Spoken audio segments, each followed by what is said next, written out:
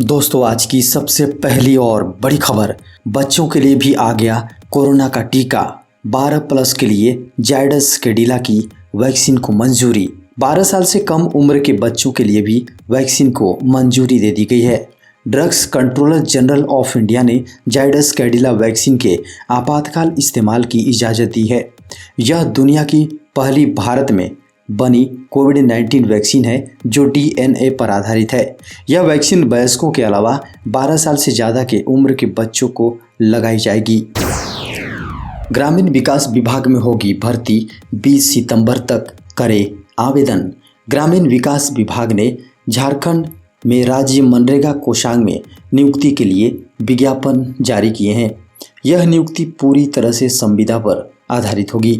योग्य एवं इच्छुक उम्मीदवार 20 सितंबर तक, जी हाँ, शाम 6 बजे तक आवेदन कर सकते हैं। आवेदन ऑफलाइन करना होगा। 6 विभिन्न पदों में 9 रिक्तियां हैं। झारखंड में लॉकडाउन के नियमों में बदलाव किया जा रहा है।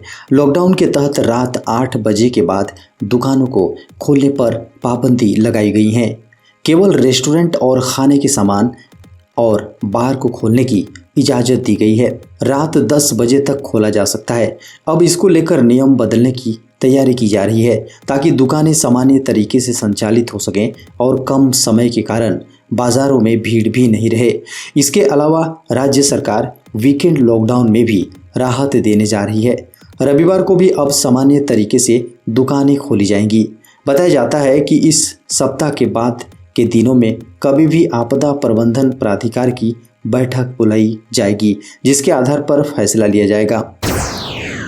दोस्तों, सिमडेगा जिले से बड़ी खबर सामने आ रही है। जी हाँ, यहाँ 6 गांजा तस्करों को गिरफ्तार किया गया है।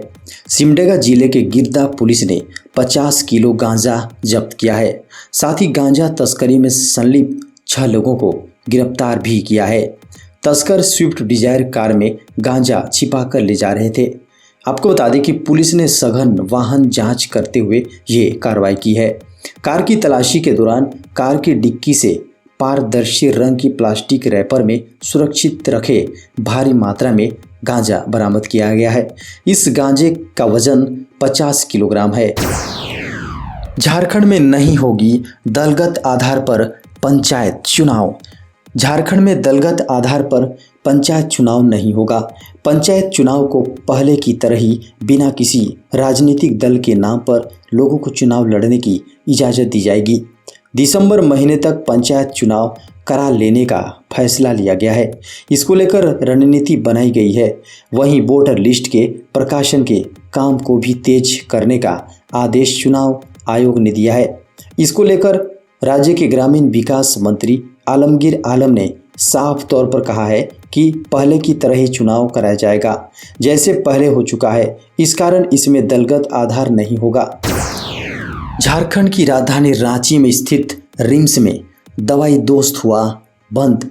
झारखंड की राजधानी रांची के रिम्स परिसर में संचालित दवाई दोस्त अब बंद हो गई है। दवाई दोस्त के बंद होने से रिम्स में इलाजरत व आसपास के मरीजों को सस्ती और जेनरिक दवा मिलने से वंचित होना पड़ेगा। रिम्स प्रबंधन ने 20 अगस्त 2021 तक रिम्स परिसर से दुकान को हटा लेने का निर्देश दिया था। इसी के तहत दवाई दोस्त संचालक ने दुकान बंद करने का निर्णय लिया। झारखंड के स्कूलों में क्लास 3 से 8वीं के बच्चों का होगा हर महीने मूल्यांकन। झारखंड के सभी सरकारी स्कूलों के क्लास 3 से 8वीं कक्षा के बच्चों का हर महीने मूल्यांकन करने का निर्णय लिया गया है। झारखंड शैक्षिक अनुसंधान व प्रशिक्षण परिषद यानी JCERT के अनुसार हर महीने डिजिटल मोड के जरिए किया जाएगा। हर महीने की शुरुआत में स्कूलों के बच्चों को डिजिटल प्रश्न पत्र उपलब्ध कराया जाएगा।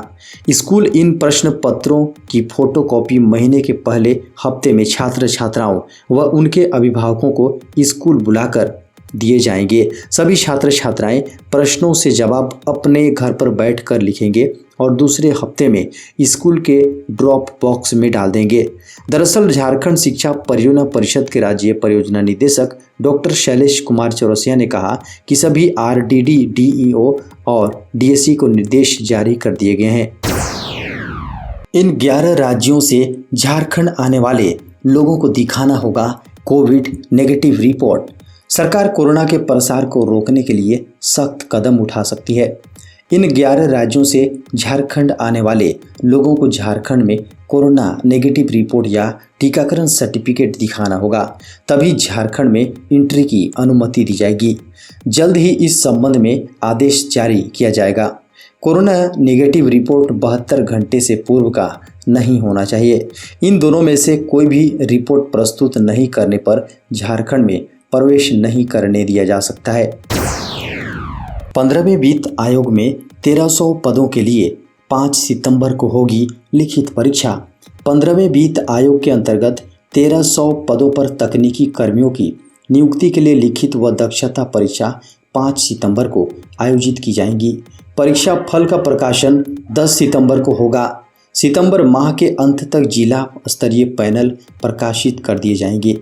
पंचायती राज विभाग ने इस संबंध में आदेश जारी कर दिया है और सभी उपायुक्त सह अध्यक्ष जिला स्तरीय चयन समिति को पत्र लिखकर 15वें वित्त आयोग अनुदान मद अंतर्गत पंचायतों में कनीय अभियंता एवं लेखा लिपिक सह कंप्यूटर ऑपरेटर की सेवा अनुबंध पर प्राप्त करने के लिए जिला स्तर पर पैनल बनाने का निर्देश दिया है। MS धोनी का नया लुक हुआ वायरल। भारत के पूर्व कप्तान MS धोनी का IPL 2021 के दूसरे फेज के शुरू होने से पहले नया विज्ञापन आया है। इस विज्ञापन में धोनी रॉक स्टार वाले लुक में नजर आ रहे हैं। सोशल मीडिया में इस एड को काफ़ी पसंद किया जा रहा है। IPL के ऑफिशियल ब्रॉडकास्टर स्टार स्पोर्ट्स ने धोनी का ये एड बनाया है। इंडियन प्रीमियर लीग ने अपने आधिकारिक ट्विटर अकाउंट से ये म्यूजिक एड जारी किया है। इंडियन प्रीमियर लीग ने धोनी का वीडियो जारी करते हुए लिखा, वीवो IPL 2021 वापस आ गया है और एक बार फिर आपकी स्क्रीन पर आने के लिए तैयार है। झारखंड विधानसभा के मानसून सत्र में आएगा मेडिकल प्रोटेक्शन बिल। झारखंड का मानसून सत्र 3 सितंबर से शुरू होने वाला है, जिसमें कई महत्वपूर्ण मुद्दों पर चर्चाएं होंगी। वहीं मेडिकल प्रोटेक्शन बिल भी लाने की तैयारी है। झारखंड के स्वास्थ्य मंत्री श्री बन्ना गुप्ता ने कहा है कि राज्य के लिए मेडिकल प्रोटेक्शन बिल होना जरूरी है, इसलिए मानसून सत्र में ही इसे लाया जाएगा। उन्होंने इस विधेयक पर अपनी मंजूरी दे दी है। साथ ही इसे विधानसभा के मानसून सत्र में रखने का निर्देश विभाग के पदाधिकारियों को दिया है। इससे पहले मंगलवार को होने वाली कैबिनेट की बैठक में भी इस बिल पर चर्चा हो सकती है। झारखंड में बीते 5 वर्षों के दौरान हाथियों ने ली 254 लोगों की जान। दोस्तों, झारखंड में जंगली हाथियों ने उत्पात मचा रखा है। वर्ष 2020-21 के दौरान हाथी ने अब तक 32 लोगों की जान ली है, जबकि हाथी के हमले से 58 लोग घायल हुए हैं। पिछले 5 वर्षों के आंकड़े बताते हैं कि हाथियों ने 254 लोगों की जान ली है। हाल के कुछ वर्षों में हाथियों का हमला बढ़ा है। हाथियों के हमलों में मरने वालों और घायलों का आंकड़ा देखें तो 2020-21 में अब तक 32 लोगों की मौत हाथी के हमले से हुई है, जबकि 58 लोग घायल भी हुए हैं। इसी तरह वर्ष 2019-20 में हाथियों के हमलों में 60 लोगों की मौत और 55 लोग घायल हुए थे। वर्ष 2018-19 में 25 लोगों की मौत और 43 लोग घायल हुए। वर्ष 2017-18 में 78 लोगों की मौत और 155 लोग घायल हुए हैं। देश में कोरोना के 36,571 नए मामले, 540 लोगों की हुई मौत। देश में कोरोना वायरस संक्रमण के नए मामलों में उतार चढ़ाव का क्रम जारी है। केंद्रीय स्वास्थ्य और परिवार कल्याण मंत्रालय के अनुसार देश में बीते 24 घंटे में कोरोना के 36,571 नए मामले पाए गए हैं और 540 लोगों की मौत भी हुई है। इसके साथ ही 36,555 लोग डिस्चार्ज हुए हैं। नए आंकड़ों के बाद देश में कोरोना के कुल एक्टिव केस 3,63,605, डिस्चार्ज केस 3,15,61,635 और मृतकों की संख्या 4,33,579 हो गई है। नए आंकड़ों के बाद देश में कोरोना के कुल पुष्ट मामलों की संख्या 3,23,58,829 हो चुकी है। वहीं कोविड रोधी वैक्सीनेशन की बात करें तो देश में अब तक दी गई कोविड-19 टीके की कुल खुराकों की संख्या 57.16 करोड़ को पार कर गई है, जिसमें बृहस्पतिवार को दी गई 54 लाख से अधिक खुराक शामिल है। बीएसएफ, सीआईएसएफ, एसएसबी में 10वीं पास के लिए 25,000 नौकरियां। केंद्रीय सशस्त्र पुलिस बल यानी पैरामिलिट्री फोर्स में 2021 की भर्ती प्रक्रिया शुरू हो चुकी है। इस साल पैरामिलिट्री के अंतर्गत आने वाले सुरक्षा बलों ने कांस्टेबल पद के लिए 25,271 वैकेंसी जारी की हैं। इन पदों के लिए आवेदन करने की अंतिम तिथि 31 अगस्त है। 31 अगस्त की रात 11:30 बजे तक ही इन पदों के लिए आवेदन किए जा सकते हैं। आपको बता दें कि इस बार 10% पद पूर्व सैनिकों के लिए आरक्षित किए गए हैं।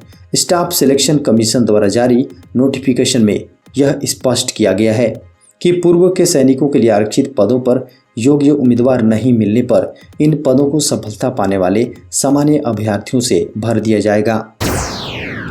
देश में बढ़ सकती है रिटायरमेंट की उम्र, पेंशन में भी बढ़ोतरी संभव। प्रधानमंत्री आर्थिक सलाहकार समिति यानी EAC ने यह सुझाव दिया है कि देश में काम करने वाले लोगों के लिए उम्र सीमा बढ़ाई जानी चाहिए। इतना ही नहीं, समिति ने प्रधानमंत्री के पास भेजी अपनी रिपोर्ट में देश में रिटायरमेंट की उम्र बढ़ाने के साथ ही यूनिवर्सल पेंशन सिस्टम शुरू करने की भी बात कही है। EAC ने देश में सीनियर सिटीजन के लिए बेहतर व्यवस्था मुहैया कराने की वकालत की है। रिपोर्ट में 50 साल से अधिक उम्र के व्यक्ति को ट्रेनिंग देने, स्किल डेवलपमेंट करने पर भी जोर दिया गया है। कामकाजी उम्र की आबादी को बढ़ाने के लिए उम्र सीमा में बढ़ोतरी जरूरी है।